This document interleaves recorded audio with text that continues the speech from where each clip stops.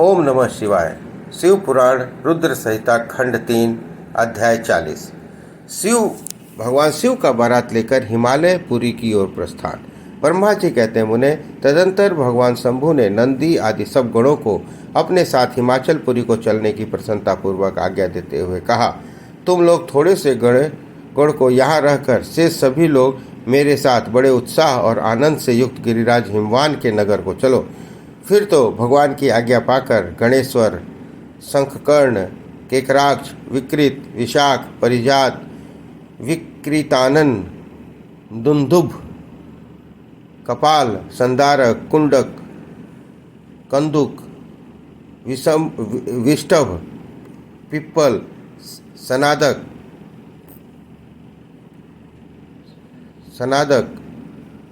Aviation, कुंड, परवर्तक, चंद्रतापन, काल, कालक, महाकाल, अग्नि, अग्निमुख, आदित्य, मुद्यना, घनाव, सनाह, कुमुद आदि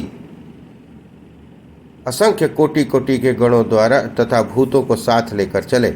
नंदी आदि गणराज असंख्य गणों से घिरे चले और क्षेत्रपाल और भैरव भी कोटि कोटि गणों को लेकर उत्सव मनाते हुए प्रेम और उत्साह के साथ चल पड़े। वे सब सहस्त्र हाथों से थे, सिर पर जटा का मुकुट सुमंत्र युक्त धारण किए हुए थे। उन सब के मस्तक पर चंद्रमा और गले में नील चिन्ह थे तथा वे सब के सब त्रिनेत्रधारी थे। उन सब में सबने रुद्राक्ष के आभूषण पहन रखे थे। सभी उत्तम भस्म लगाए धारण किए थे और हार, कुंडल, केयूर, मुकुट आदि से अलंकृत थे। इस प्रकार देवताओं और दूसरे दूसरे गणों को साथ ले भगवान शंकर अपने विवाह के लिए हिमवान की नगरी की ओर चले। चंडी देवी रुद्रदेव की बहन बनकर खूब उत्सव मनाती हुई बड़ी प्रसन्नता के साथ वहां पहुंची। वे शत्रुओं को अनन्य भय देने वाली थी। उन्होंने सांपों के आभूषण से अपने आप को विभूषित कर रखा था। उनका वाहन प्रेत था।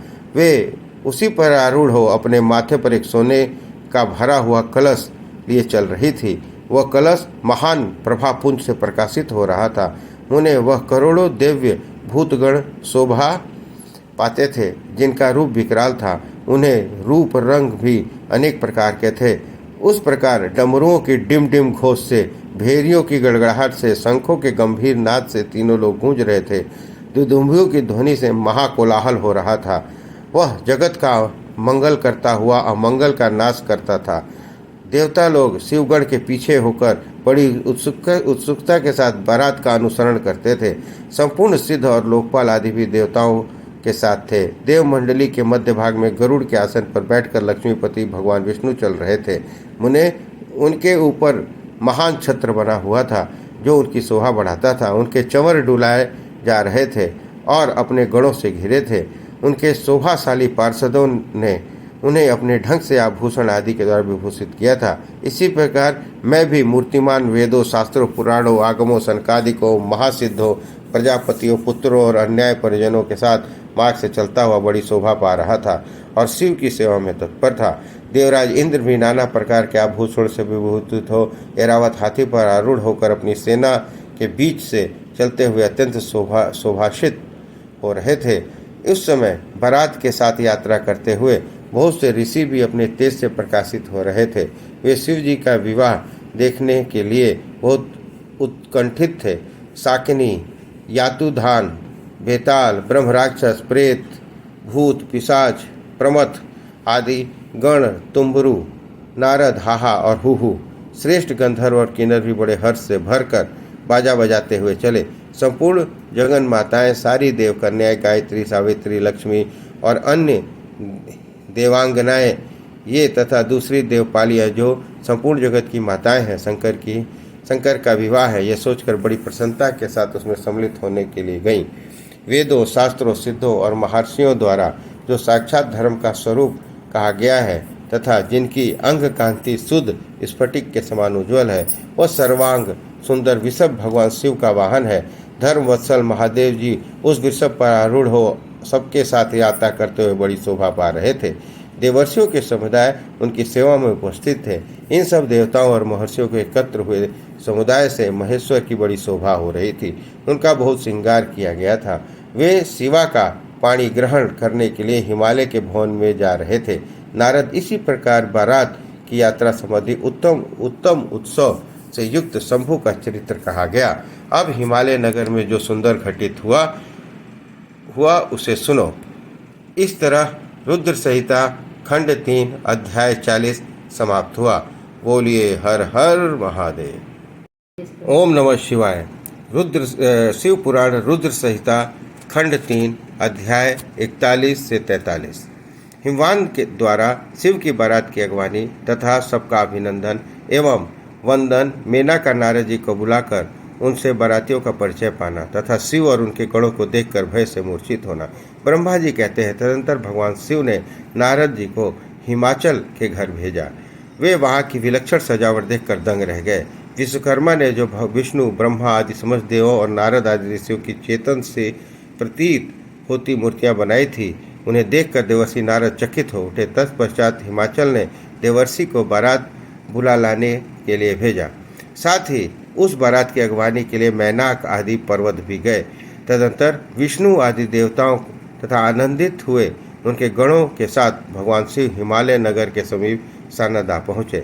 गिरिराज हिमवान ने जब यह सुना कि सर्वव्यापी शंकर मेरे नगर के निकट आ पहुँचे हैं तो उन्हें बड़ी प्रसन्नता हुई। तदंतर उन्होंने बहुत सा सामान एकत्र करके पर्वतों और ब्राह्मणों को महादेव जी के साथ वार्तालाप करने के लिए भेजा। स्वयं भी बड़ी भक्ति भाव के साथ वे प्राण प्यारे महेश्वर के दर्शन करने के लिए गए। उस समय उनका हृदय अधिक प्रेम के कारण दबित हो रहा था और वे प्रसन्नतापूर्वक अपने सौभाग्य की सराहना करते थे। उस समय समस्त देवताओं की सेना को उपस्थित देख हिमवान को बड़ा विस्मय हुआ और वे अपने को धन्य मानते हुए उनके सामने गए।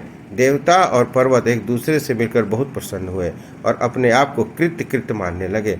महादेव जी को सामने देख हिमालय ने उन्हें प्रणाम किया और समस्त पर्वतों और ब्राह्मणों ने भी सदाशिव की वंदना की। वे वृषभ पर आरूढ़ थे। उनके मुख पर प्रसन्नता छा रही थी। वे नाना प्रकार के आभूषणों से विभूषित थे और अपने दिव्य अंगों के लावण्य से संपूर्ण दिशाओं में प्रकाशित हो रहे थे। उनका श्री अंग अत्यंत महीन, नूतन और सुंदर रेशमी वस्त्रों से सुशोभित था। उनके मस्तक पर मुकुट उत्तम रत्नों से जड़ित होने के कारण बड़ा शोभा पा रहा था। वे अपनी पावन प्रभा के प्रसार करते हुए हंस रहे थे। उनका प्रत्येक अंग विभूषण बने हुए सर्पों से युक्त था तथा उनकी अंग कांति बड़ी अद्भुत दिखाई देती थी। दिव्य कांति से संपन्न उन महेश्वर की सुमेश्वर गण हाथ से चंवर लिए सेवा कर रहे थे। उनके बाएं भाग में भगवान विष्णु थे और दाहिने भाग में मैं था। पीछे देवराज इंद्र थे और अन्य देवता आदि भी पीछे और अगल बगल विद्यमान थे। नाना प्रकार के देवता आदि उन लोक कल्याणकारी भगवान शिव की स्तुति करते जाते थे। उन्होंने स्वेच्छा से ही दिव्य शरीर धारण कर रखा था। वास्तव में साक्षात पर ब्रह्म परमात्मा, सबके ईश्वर, उपासकों के मनवांछित फल देने वाले, कल्याणमय गुणों से युक्त, प्राकृत गुणों से सहित, भक्तों के अधीन रहने वाले, सब प्रकार कृपा करने वाले, प्रकृति और पुरुष से भी विलक्षण तथा सदा सजदानंद स्वरूप है। उनके दर्शन के पश्चात हिमवान भगवान शिव के वाम भाव में अच्युत श्री हरि का दर्शन किया, जो नाना प्रकार के आभूषणों से विभूषित हो वंदितानंद गरुड़ के पीठ पर विराजमान थे। उन्हें भगवान के दाहिने भाग में उन्होंने 4 मुखों से युक्त महाशोभाशाली तथा अपने परिवार से संयुक्त मुझ ब्रह्मा को देखा। भगवान शिव को के सदा ही अत्यंत प्रिय इन दोनों देवेश्वरों का दर्शन करके परिवार सहित गिरिराज ने आनंद पूर्वक प्रणाम किया। इस प्रकार भगवान शिव के पीछे तथा अगल बगल में खड़े हुए दिव्यमान देवता आदि को भी देखकर गिरिराज ने उन सबके सामने मस्तक झुकाया। तत्पश्चात शिव जी की आज्ञा से आगे होकर हिमवान अपने नगर को गए। उनके साथ महादेव जी, भगवान विष्णु और स्वयंभू ब्रह्मा भी मुनियों और देवताओं के साथ शीघ्रतापूर्वक चलने लगे। उन्हें इस अवसर पर मेना के मन में भगवान शंकर को देखने की इच्छा जागृत हुई, इसलिए उन्होंने तुमको बुलाया। उस समय भगवान शिव के प्रेरित होकर उनका हृदय अभिप्राय पूर्ण करने की इच्छा से तुम वहाँ गए। मेना तुम्हें प्रणाम करके बोली, मुने गिरजा के होने वाले पति को पहले मैं देखूंगी। शिव का कैसा रूप है, जिनके लिए मेरी बेटी ने उनकी उत्कृष्ट तपस्या की है। तात उस समय भगवान शिव भी मेना के भीतर के अहंकार को जानकर श्री विष्णु और मुझसे अद्भुत लीला करते हुए बोले। शिव ने कहा, तात, आप दोनों मेरी आज्ञा से देवताओं सहित अलग अलग होकर गिरिराज के द्वार पर चलिए, हम पीछे से आएंगे। यह सुनकर भगवान श्री हरि ने सब देवताओं को वैसा करने के लिए बुलाकर कहा। शिव के चिंतन से तत्पर रहने वाले समस्त देवताओं ने शीघ्र वैसी व्यवस्था करके उत्साहपूर्वक वहां से पृथक पृथक यात्रा की। मुने मैना अपने मकान के सबसे ऊपर भवन में तुम्हारे साथ खड़ी थी। उस समय भगवान विश्वेश्वर ने अपने को ऐसी वेशभूषा में दिखाया जिससे मैना के हृदय में ठेस पहुँचे। सबसे पहले बारात के जुलूस के विभिन्न वाहनों पर विराजित खूब सजे धजे बाजे गाजे के साथ पताकाएं फहराते हुए वसु आदि गंधर्व आए। फिर मणि ग्रीवादि यक्ष, तदंतर क्रम से यमराज, निरति, वरुण, वायु, कुबेर, इंसान, देवराज, इंद्र, चंद्रमा, सूर्य, भृगु आदि मुनीश्वर और ब्रह्मा गए। ये सब उत्तरोत्तर से एक विशेष सुंदर शोभामय रूप गुण से संपन्न थे। इनमें से प्रत्येक दल के स्वामी को देखकर मेनका पूछती रही, क्या ये शिव है? नारद कहते, ये तो शिव के सेवक हैं। मेना ये सुनकर बड़ी प्रसन्न होती, हाँ, हर्ष से भरकर मन ही मन कहती कि ये इनके सेवक है, तो ये जब इतने सुंदर है तो इनके स्वामी शिव तो पता नहीं कितने सुंदर होंगे। इसी बीच में वहाँ शिव भगवान विष्णु पधारे। वे संपूर्ण शोभा से संपन्न श्रीमान, नूतन जलधर के समान श्याम और 4 भुजाओं से युक्त थे। उनका लावण्य करोड़ों कंदर्पों को लर्चित कर रहा था। वे पीताम्बर धारण करके अपनी सहज प्रभा से प्रकाशित हो रहे थे। उनके सुंदर नेत्र प्रफुल्लित कमल के शोभा को छीने लगे थे। उनकी आकृति से शांति बरस रही थी। पक्षीराज गरुड़ उनके वाहन थे। शंख, चक्र आदि लक्षणों से युक्त मुकुट आदि से विभूषित वक्ष स्थल में श्रीवत्स का सिंह धारण किए वे लक्ष्मीपति विष्णु अपने प्रमेय प्रभापुंज से प्रकाशमान थे।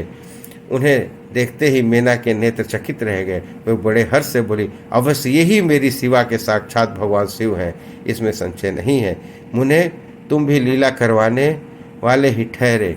अतः मेना की बात सुनकर उनसे बोले, देवी, ये शिवा के पति नहीं है, अपितु भगवान केशव हरि हैं। भगवान शंकर के संपूर्ण कार्यों के अधिकारी तथा उनके प्रिय हैं। पार्वती के पति जो दुल्हा शिव है, उन्हें इनसे भी बढ़कर समझना चाहिए। इनकी सेवा का वर्णन मुझसे नहीं हो सकता। वे ही संपूर्ण ब्रह्मांड के अधिपति, सर्वेश्वर और स्वयं प्रकाश परमात्मा है। ब्रह्मा जी कहते हैं, नारद, तुम्हारी इस बात को सुनकर मैंने ने उस शुभ लक्षण उमा के महान धन वैभव से संपन्न सौभाग्यशाली और तीनों कुलों के लिए सुखदायिनी माना। वे मुख पर प्रसन्नता लाकर प्रत्युक्त हृदय से अपने सर्वाधिक सौभाग्य का बारंबार वर्णन करती हुई बोली। मीना ने कहा, इस समय मैं पार्वती को जन्म देने के कारण सर्वथा धन्य हो गई। ये गिरीश्वर भी धन्य है तथा मेरा सब कुछ परम धान्य हो गया। जिन दिन अत्यंत तेजस्वी देवताओं और देवेश्वरों का मैंने दर्शन किया था, ये सबके जो पति है वे मेरी पुत्री के पति हों। इसके सौभाग्य का क्या वर्णन किया जाए। भगवान शिव को पति रूप में पाने के कारण पार्वती के सौभाग्य का 100 वर्षों में भी वर्णन नहीं किया जा सकता। ब्रह्मा जी कहते हैं, नारद, मीना ने प्रेमपूर्वक हृदय से जो ही उपयुक्त बात कही, त्यों ही अद्भुत लीला करने वाले भगवान रुद्र सामने आ गए। तात उनके सभी गण अद्भुत और मीना के अहंकार को चूर्ण करने वाले थे। भगवान शिव अपने आप को माया से निर्लिप्त निर्विकार दिखाते वहाँ पहुँचे। मुने उन्हें आए हुए जान तुमने मीना को शिव के पति का दर्शन कराते हुए उनसे इस प्रकार कहा, सुंदरी देखो, ये साक्षात भगवान शंकर हैं, जिनकी प्राप्ति के लिए शिवा ने वन में बड़ी भारी तपस्या की थी। तुम्हारे ऐसा कहने पर मीना ने बड़ी प्रशंसा के साथ अद्भुत आकार वाले भगवान माहेश्वर को देखा। वह स्वयं तो थे ही, उनके अनुचर भी बड़े अद्भुत थे। इतने में रुद्र की परम अद्भुत सेना भी आ पहुंची, जो भूत प्रेत आदि से संयुक्त और नाना गणों से संपन्न थी। उनमें से कितने ही बवंडर का रूप धारण करके आए थे, कितने ही पताका की मरमर ध्वनि के समान शब्द करते थे। किन्हीं के मुंह टेढ़े थे तो कोई अत्यंत कुरूप दिखाई देते थे। कुछ बड़े विकराल थे, किन्हीं के मुंह दाढ़ी मूछ से भरा हुआ था। कोई लंगड़े थे तो कोई अंधे थे, कोई दंड और कोई पास धारण किए हुए थे। तो किन्हीं के हाथों में मुद्गल था। कितने ही अपने वाहनों को उल्टे चला रहे थे। कोई सींग, कोई डमरू, कोई गोमुख बजाते थे। गणों में से कितने को तो मुंह ही नहीं थे। कितनों के मुख पीठ की ओर लगे थे। बहुतों के बहुतेरे मुख थे। इसी तरह कोई बिना हाथ के तो किसी के हाथ उल्टे लगे थे, और कितनों के बहुत से हाथ थे। कितने ही नेत्रहीन थे तो कितनों के बहुत से नेत्र थे। किन्हीं के सिर नहीं थे तो किन्हीं के बहुत खराब सिर थे। किन्हीं के कान नहीं थे तो किन्हीं के बहुत से कान थे। इस तरह सभी गण नाना प्रकार की वेशभूषा धारण किए हुए थे। तात ये विकृत आकार वाले अनेक प्रबल गण बड़े वीर और भयंकर थे। उनकी कोई संख्या नहीं थी। तुमने उंगली द्वारा रुद्र गणों को दिखाते हुए मेना से कहा, वरानने, तुम पहले भगवान हर के सेवकों को देखो, फिर उनका दर्शन करना। उन असंख्य भूत प्रेत आदि गणों को देखकर मेना तत्काल भय से व्याकुल हो गई। उन्हीं के बीच में भगवान शंकर भी थे, जो निर्गुण दिखाई होते हुए परम गुणवान थे। वे वृषभ पर सवार थे। उनके 5 मुख थे और प्रत्येक मुख में 3-3 नेत्र थे। उनके सारे अंगों में विभूति लगी हुई थी, जो उनके लिए आभूषण का काम देती थी। मस्तक पर जटाजूट, चंद्रमा का मुकुट, 10 हाथ उनमें से एक में कपाल थे। शरीर पर बागंबर का दुपट्टा, हाथ में पिनाक और त्रिशूल, आंखें भयानक, आकृति विकराल, हाथी की खाल का वस्त्र। ये सब देखकर शिवा की माता बहुत डर गई, चकित हो गई, व्याकुल होकर कांपने लगी और उनकी बुद्धि चकरा गई। इस अवस्था में तुमने उंगली से दिखाते हुए कहा, यही है भगवान शिव। तुम्हारी यह बात सुनकर सती मेना दुख से भर गई। हवा के झोंके से खाकर गिरी हुई लता के समान तुरंत भूमि पर गिर गई। वह ऐसा विकृत दृश्य है, मैं दुराग्रह में पड़कर ठगी गई। यूं कहकर मेना उसी क्षण मूर्छित हो गई। तदंतर सखियों ने सब नाना प्रकार के उपाय करके उनको समुचित सेवा की। तब गिरिराज प्रिया मेना धीरे धीरे होश में आई। इस प्रकार शिव पुराण रुद्र संहिता खंड 3 अध्याय 41 से लेकर 43 समाप्त हुआ। बोलिए हर हर महादेव।